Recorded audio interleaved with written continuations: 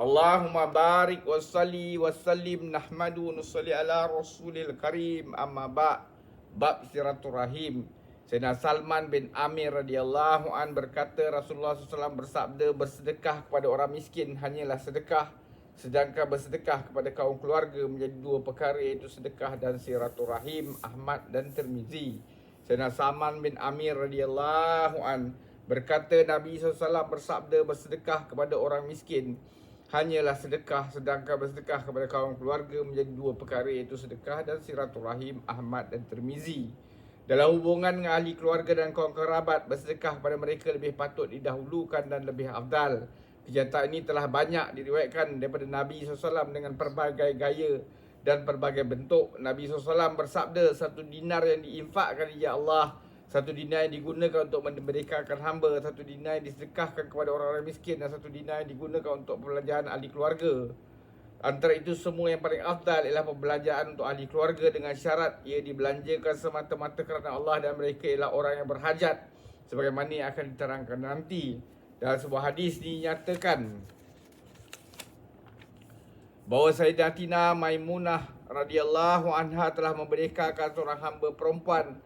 Lantas baginda SAW bersabda, jika kamu memberinya kepada bapa-bapa saudara kamu, maka lebih besar ganjarannya. Pada suatu ketika Rasulullah SAW telah memberi dorongan dan galakan yang khusus pada para wanita untuk bersedekah.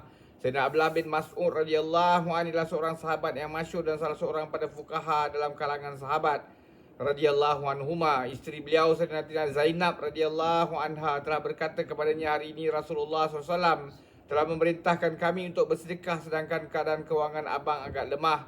Abang pergilah bertanya kepada Nabi SAW, jika saya memberi sedekah saya kepada abang adalah memadai. Beliau berkata, kamu pergilah bertanya sendiri. Mungkin beliau berasa malu dan ada kepentingan peribadi jika beliau sendiri yang pergi bertanya. Lalu Sayyidatina Zainab radhiyallahu anha telah pergi berjumpa Nabi SAW. Beliau mendapati seorang wanita lagi sedang berdiri di hadapan pintu Nabi SAW, dan wanita itu pun ingin bertanya masalah yang sama pada baginda SAW. Namun kerana kehebatan baginda SAW, beliau tidak berani untuk bertanya.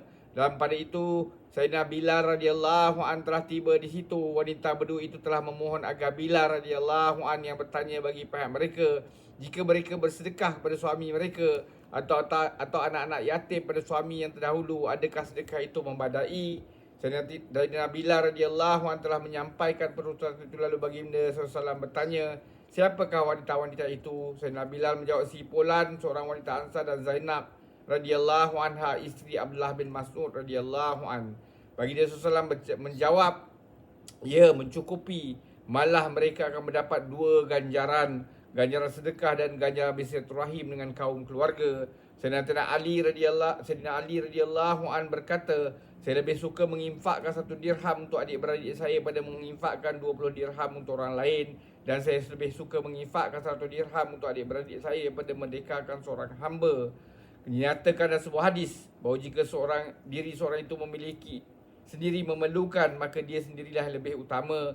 Jika dia memiliki lebih pada keperluannya, maka keperluannya sendiri, maka ahli keluarga lah yang harus diutamakan. Jika lebih pada itu, maka kaum kerabat yang lain patut diutamakan. Jika sudah melebihi daripada keperluan mereka, maka bolehlah diinfakkan di mana-mana sahaja. Semoga Allah SWT bagi kita taufik untuk kita ambil iktibar, amalkan dan sampaikan. Subhanallah wa bihamdihi, subhanakallahumma bihamdika, asyhadu an la ilaha illa anta, astaghfiruka wa atubu ilaik. Subhana rabbika rabbil izzati amma yasifun wa salamun alal mursalin, alhamdulillah rabbil alamin.